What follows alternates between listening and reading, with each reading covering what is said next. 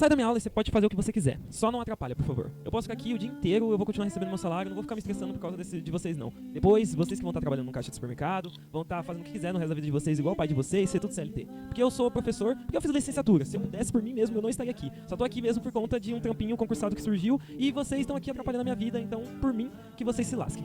Isso, infelizmente, é algo que eu acredito que a maior parte das pessoas de escola pública já sofreu.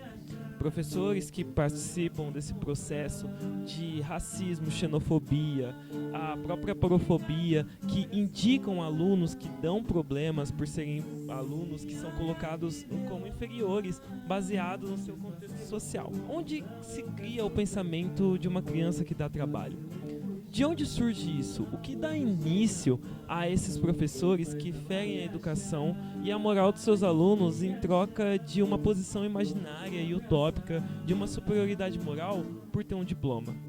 Bom, eu te conto. Meu nome é David, seja bem-vindo ao canal Aurora Vive. O nosso tema do vídeo de hoje é o tema de que a educação pública no Brasil é sim culpa da maior parte dos professores. Eu quero ser uma pulga atrás da sua orelha e trabalhar com seu pensamento crítico, mas antes a gente precisa trazer um questionamento aqui do Brasil. O que é a instituição de educação antes mesmo da gente pensar diretamente nos professores? Algo que frequentemente é reproduzido é a ideia de usar seu tempo no almoço para ler um livro, ir no vaso, ler um jornal, evitar ver reels e, na verdade, ver um documentário ou algo do tipo. Isso é visto como uma forma de agregar conhecimento, né? Por ser uma pessoa mais informada e moralmente superior, criando uma visão de que ler muitos livros e estudar enquanto eles dormem é criar uma relação muito clara na nossa cabeça.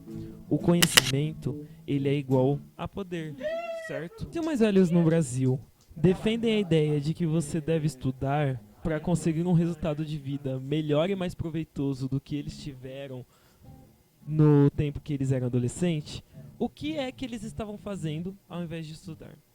Bom, eu acredito que isso é fácil de responder. Trabalhando, obviamente. Se eles estavam trabalhando, quem é que estava estudando enquanto eles dormiam ou algo do tipo? O que é educação? O passar aprendizado, ensinar, aprender enquanto ensina, é algo ligado a nós enquanto espécie para a sobrevivência. Se não fosse nossa ancestralidade e os nossos antepassados, a gente não estaria aqui hoje. Se a gente não tivesse uma mãe para tirar a nossa mão de quando a gente ia colocar um garfo na tomada, ou mesmo um responsável para tirar a gente da beira de uma piscina, muito provavelmente a gente seria mais uma das crianças que nem sequer viveram para contar a história. Se você não tivesse tido alguém para te dar apoio e suporte, mínimo que seja, você seria uma pessoa que nem sequer estaria vendo esse vídeo. Ensinar a plantar, cultivar, cozinhar, lavar e sobreviver no mundão é algo que é um processo de aprendizado passado por todos os seres humanos. Nós temos requisitos de criação de rebanho antes mesmo de nos considerarmos seres humanos enquanto espécie, é porque a educação sempre rondou nossa vida. Alguém deve ter pensado na ideia de colocar os bichos em cerca e outro ser humano deve ter concretizado essa ideia e ensinado isso aos seus filhos, do porquê que você tem que produzir uma certa espécie para conseguir se alimentar. Isso é uma coisa muito clara pra gente no estudo historiográfico nacional atual. E com isso, você pode até pensar que, ok, nós temos a capacidade de ensinar e aprender, isso eu sei, mas o que isso tem a ver com a educação pública aqui no Brasil? Bom, e é aí que o pulo do gato começa. A ideia de que intelectualidade, como algo além da capacidade humana, é uma mentira, e ponto. O que eu quero levantar aqui é um simples questionamento. Se um pedreiro que entende de cálculo de uma outra forma, que entende de linguagem de medida de uma outra forma, entende a aplicação no dia a dia também de uma outra forma, ele poderia ser considerado inferior a um engenheiro formado? A ideia de que se o engenheiro formado ele tem a capacidade de construir um projeto ambicioso que vai desafiar as leis da física e matematicamente falando apresenta um avanço na construção moderna. Mas será útil esse conhecimento? Todos nós moramos em um lugar construído por uma pessoa, certo? Se o seu teto não caiu na sua cabeça, tem que agradecer a algum fudido, às vezes até você mesmo sendo esse próprio fudido, que arquitetou e construiu materialmente esse local. Então, você é muito de um irresponsável. Rapaz, tu me respeita. A faculdade que tu estudou foi eu que levantei, viu? Presta atenção. Seres humanos que simplesmente aprenderam a sua profissão e desenvolveram colocando em prática a sua intelectualidade orgânica própria. Durante mais de 500 anos, e até os dias de hoje, é negada a capacidade do brasileiro de ser intelectual. Mesmo tendo dados, fontes, provas e resquícios que comprovam cada vez mais geograficamente que antes mesmo da chegada dos manos da Guiana brasileiro, aqui a gente já tinha toda uma construção material capaz de comprovar que aqui existia uma sociedade muito avançada. As primeiras escolas no Brasil surgem com a intenção de educar as pessoas que estavam aqui, mesmo essas pessoas sabendo cultivar, caçar, construir, navegar pelo país, tendo sua própria língua, tendo políticas internas muito bem articuladas, com todos os fundamentos para ser uma sociedade vista como tecnologicamente e socialmente muito avançada, que nos dias de hoje literalmente mostram que antes da colonização europeia, os humanos já estavam literalmente muito avançados comparado a nós no dia de hoje. Você quer uma prova? Olha o mundo acabando, você trabalhando muito mais do que deveria pra receber muito menos do que recebia, calor pra caralho, ou frio pra caralho, problema respiratório, um abençoado que nasceu em um país com uma cultura alimentar rica, que se alimenta e se alimentou muito bem durante várias décadas, hoje em dia tá tendo pouquíssimo tempo e muito mais facilidade de acesso a um miojo do que um arroz com feijão, legumes e proteínas e um suquinho. Sério, é impossível tomar suco. Você já viu quanto tá custando um saco de frutas hoje em dia no mercado? A gente tem que pensar sobre como essas coisas que faziam parte da nossa cultura estão deixando de existir na nossa materialidade nos dias de hoje. Enfim. Se a tecnologia dos antigos é uma forma de prevenir o fim do mundo com os avanços do futuro, logo essa tecnologia ela é muito superior a esse tal progresso. Não é estranho que a nossa capacidade de compreensão sobre o nosso próprio povo seja essa daqui, né?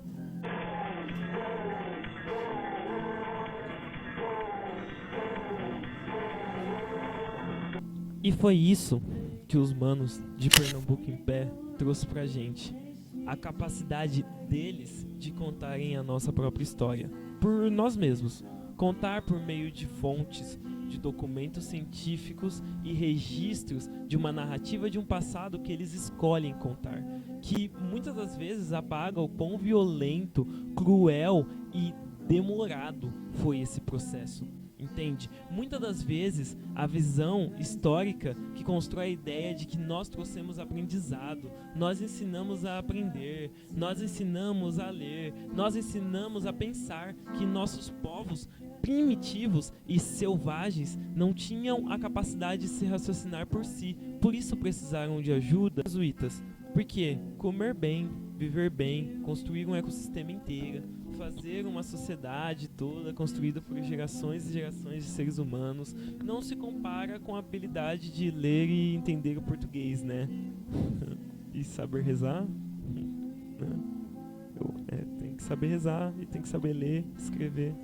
Enquanto a galera se alimentava bem, é isso que a gente tem que aprender de verdade. Não se alimentar bem, ter segurança, soberania nacional, esse tipo de coisa a gente não pode aprender não. Durante muitos anos, essa ideia de tratar os indígenas como uma raça inferior e dependente do ensino e controle fez com que o Brasil se construísse ignorando a participação histórica dessa sociedade, que ensinou os vários povos europeus que aqui ocuparam, invasores inclusive da nossa própria terra, a andar nos nossos biomas, a se alimentar, a se portar diante de uma sociedade que já existia e já era construída. Ensinou eles a sobreviver no Brasil. Os indígenas eram submetidos à educação por jesuítas não por serem inferiores intelectualmente, mas sim por serem necessários para a construção desse sistema colonial.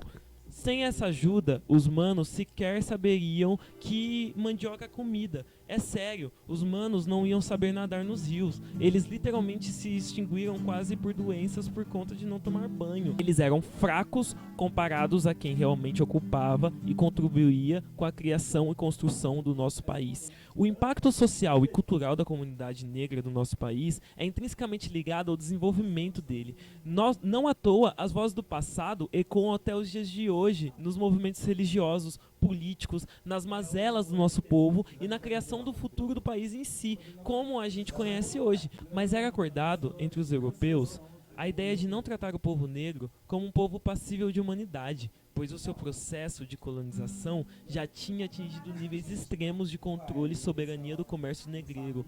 Então, desumanizar essas pessoas, vindas de vários lugares do mundo, não apenas de África, porque a participação do negro ela é intrinsecamente ligada e necessária para toda a humanidade. Não à toa que a matemática é nossa, chupa caucasianos. Esse era o processo de reescrever uma história, de contar da sua forma e de possuir um documento para provar um saber histórico, desconsiderando toda a construção de um mundo que existia antes da Europa e antes do seu processo colonizador global. Você reescreve o passado para moldar o futuro. Falar que uma cultura é bárbara por não ter escrito um documento contando a sua versão da história é desconsiderar toda a capacidade dessa cultura ser tão desenvolvida e pra frente quanto a sua, que sabe ler ou escrever. 45 anos após a abolição do mercado negreiro estatal, e não, eu não concordo que foi em 1885 que se aboliu a escravização. Até porque nos dias de hoje, várias empresas ainda têm o seu comércio ligado à escravização. E quase semanalmente você descobre pontos de trabalhos escravos aqui no Brasil. Mesmo sendo 2025. Duvida do que eu digo? Pesquisa no Google. As últimas empresas que foram indiciadas por trabalho análogo à escravização. Vai no centro da sua cidade e veja as situações que jovens periféricos, muitas vezes menores de idade, estão colocados no mercado de trabalho. Entra em Goiás e vai lá fazer um trabalho para alguém do campo que vai te pagar no final do mês, para você ver se você vai receber. A gente tem que lembrar, gente, que um trabalho no centro não vai ser uma CLT, então eles não vão assinar sua carteira. Eles vão te pagar o tanto que eles querem pagar. Se você é um adolescente, R$400 por mês é suficiente para você trabalhar num 6x1, que às vezes vira 7x7 durante os fins de ano. Então, quando a gente está pensando nesse modelo de trabalho, a gente não está falando de escravização ainda, porque a gente está em 2025, não teve um avanço ainda desse mercado, cara. O ano é 1930. E o Brasil entra no Estado Novo, com a ideia principal de trazer reformas e avanços para o nosso país, incluindo nela a ideia de que uma reforma na educação seria possível, criando uma rede pública de ensino que ia abarcar tanto os filhos dos recém-libertos, tenentes que eram tipo uma classe média na época, que envolviam muito com as pessoas que eram italianos, imigrantes trazidos aqui para o Brasil, e os filhos de camponeses, indígenas e todo mundo que quisesse educação e aprendizado de graça. A festa da democracia, não é mesmo? O que era claramente uma roupagem para cobrir o fato dos tenentes estarem ligados ao movimento anarquista, que na época vinha da Itália e estavam na sua posição social simplesmente de melhores condições aqui no Brasil. Essas pessoas que queriam criar sim seus campos populares de educação, queriam criar seus assentamentos de educação, foram pessoas que foram barradas pelo MEC. Escolas essas criadas pelos tenentes que acolhiam recém-libertos, indígenas e pessoas pobres que estavam junto a essas pessoas que não sequer pertenciam à elite, mas elas eram pessoas que tinham uma condição melhor, uma terrinha ali para plantar e esse tipo de coisa. E aí a gente vai falar, então, que em 1930 se tem a volta do ensino religioso na educação e o controle das escolas públicas e utilização do Estado para abarcar os gastos que existiam por conta disso. A famosa escola pública que você provavelmente estudou. Obviamente, aqui, a ideia de uma escola pública de 1930 era diferente da ideia de uma escola pública em 2010. O ensino ser público não faz com que ele possa ser frequentado por qualquer um. Material, uniforme, comida, ócio, sobrevivência, são coisas que crianças pobres não têm a mínima condição. A minha mãe, por exemplo, ela começou a trabalhar aos 9 anos de idade. E olha que ela é de 74. 40 anos depois de toda essa patifaria que foi criada. Então, quando a gente pega, por exemplo, a filha de um recém-liberto, de um recém-escravizado, ao invés da bisneta de um recém-liberto, de um recém-escravizado, ela muito provavelmente sequer ia conseguir frequentar a escola, mesmo que ela fosse pública. As diferenças sociais que existem no Brasil são muito grotescas. Não que hoje não sejam, né? Mas eu tive que começar com 14 anos de idade a trabalhar. Se eu tivesse a mesma condição social, e isso foi lá em 2016, tá? Se eu tivesse essa mesma condição social em 1930, eu fico me perguntando, quem eram que ocupavam as escolas, se não eram nós, os trabalhadores? Porque eu estive na escola, eu consegui participar de uma escola, só que mesmo assim, com 14 anos de idade, eu tive que começar a trabalhar. É aí que eu quero lembrar uma coisa importante sobre educação. A primeira escola privada no Brasil surge em 1945, 15 anos depois da criação dessa reforma do ensino, mostrando mais uma vez que a educação sendo poder, ela é concentrada numa pequena parcela da sociedade. O programa de merenda escolar é implementado no Brasil apenas em 1955, ou seja, 25 anos após a criação das escolas públicas. E todos nós sabemos que se não fosse a merenda escolar, muitos de nós teriam sequer frequentado a escola. É porque quando a prioridade é sobreviver, a prioridade nunca será estudar. E a escola, quando eu tinha 14 anos, era o meu espaço de dormir e comer. Eu perdia muito tempo do meu dia no trabalho, que era em uma serralheria. Os cursos que eu fiz parte, as creches em que eu passei, os extras que eu fiz na escola eram puramente porque os meus pais trabalhavam e precisavam de um lugar para eu ficar enquanto eles estavam na função deles. Nunca foi construído um caminho para algo além do ciclo. Tanto que, novamente, foi com 14 anos que eu comecei a trabalhar. Até os dias atuais, eu não parei um segundo. Não foi possível desvincular do fato de que, filho de Joãozinho, Joãozinho é. Se meus pais são trabalhadores que ralam pra caralho pra me entregar o mínimo de condição de estudar, e essa foi a minha caminhada, imagina ser uma pessoa negra em 1930, que até 35 anos atrás não era considerado documentalmente, cientificamente como um ser humano. Essa pessoa, ela nunca vai ingressar no ensino público, e muito menos ingressar em uma universidade. Em 1912, já se tinha uma universidade pública aqui no Brasil. E a quem pertencia esse espaço de estudo do ensino? Essa mesma instituição que surge no Brasil em 1808, já sendo um aparelho de dominação por ser a instituição que formava os jesuítas que doutrinavam os indígenas. Você consegue entender a problemática disso? É literalmente o outro escolhendo como nós vamos contar a nossa própria história. É o passado projetando o presente. A universidade teve seu sistema de cotas implementado em 2003, pela primeira vez lá na Universidade do Rio de Janeiro, na Universidade Federal, UFRJ, e se tornou uma lei aplicada somente em 2012. Logo a gente entende que foram 195 anos de instituição acadêmica no Brasil para a gente conseguir o primeiro avanço na ingressão de quem realmente construiu o país dentro dela. A pensar políticas públicas e ter o conhecimento sobre sua verdadeira história. Não me estranha o fato de professores até 2003 baterem nos alunos que julgavam ser mal educados.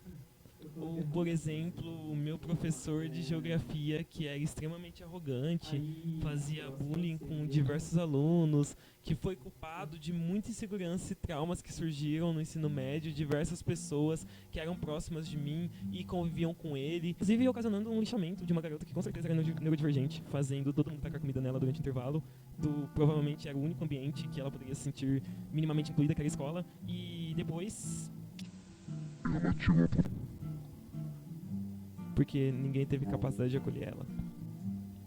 Isso é uma educação em escola pública. Meus pais e meus colegas de sala não tiveram uma boa educação porque provavelmente eles passaram pela mão de um arrombado boyzinho que não fez nada na graduação, além de ficar indo em festa de rap e vivendo o gozo de ser uma pessoa que não tem atravessamentos sociais. E eu digo isso porque no ambiente universitário eu percebo como isso se repete até os dias de hoje. A universidade ela é uma instituição que sempre foi custeada pelo Estado. essas mesmas pessoas que se formaram nela são diretamente culpadas pela escolha de políticas públicas que sucateiam a mesma. O que me faz voltar à mesma questão. Vídeo anterior, enquanto funcionários públicos que votam e decidem por nós, que ocupam os cargos de poder e que os dá direito de decidir entre resolver uma escala escravagista que está assolando e destruindo o país e a saúde mental de diversas pessoas no nosso país e aumentar em 10% o seu salário, de 30 mil para mais, porque você acha que você merece. Em qual projeto você acha que esse cara que se formou só fazendo festa em rap, só saindo, só vivendo a balbúrdia da faculdade vai escolher? Existe uma falsa ideia do fracasso dos nossos pais sobre estudo. Eles pegaram políticas públicas que enalteciam o estudo, mas eles não aproveitaram, não por uma falta de capacidade ou de vontade, por uma urgência de sobrevivência. Até hoje é assim. As escolas públicas ainda apresentam um número muito assustador de evasões no ensino fundamental. O funil que passa pelo ensino médio até a universidade, ele é muito fino.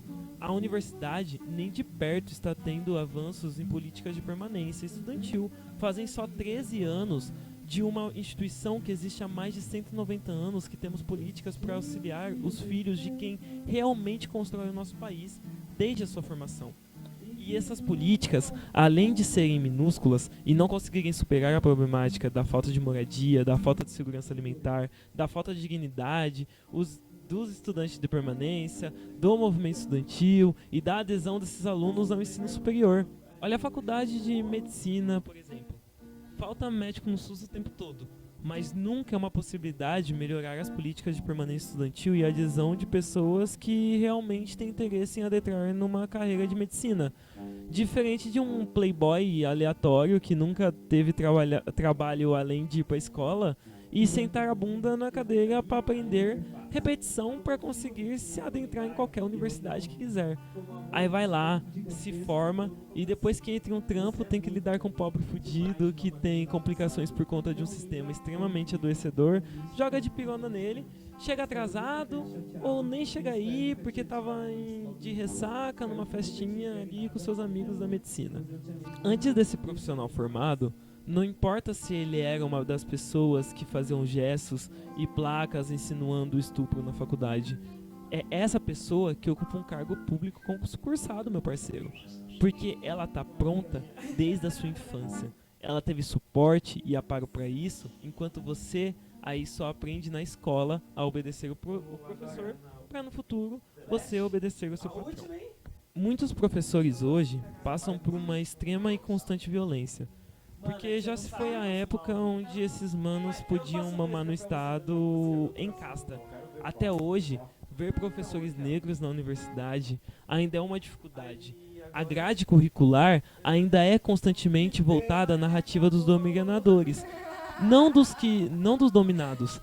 Tem escola pública que sequer possui saneamento básico no Brasil. Tem rede de ensino fazendo segregação racial dentro da própria instituição. Diretorias que, quando tem um professor que tem ideias jovens sobre dinâmicas diferentes de ensino, que fogem do padrão professor dominante e aluno dominado, são parados na própria instituição. Isso quando eles não são coagidos acerca dela de prefeito para não perder o próprio trampo, né? A educação, ela sempre foi excludente, desde a formação do Brasil até os dias atuais. E por isso, constantemente, ela sofre ataques de todos os lados. Por ela ser um instrumento de dominação, é necessário para eles manter ela no estado que ela está. Porque se você ousa construir uma educação popular e digna, você muito provavelmente vai ser morto. Se você construir políticas públicas que abarcam a permanência, tanto no ensino fundamental, como no médio, como no EJA, nas creches, nos cursinhos populares e nas universidades, você está indo contra tudo que a instituição representa. Lá no Brasil, ela não foi feita para educar. Ela foi feita para dominar.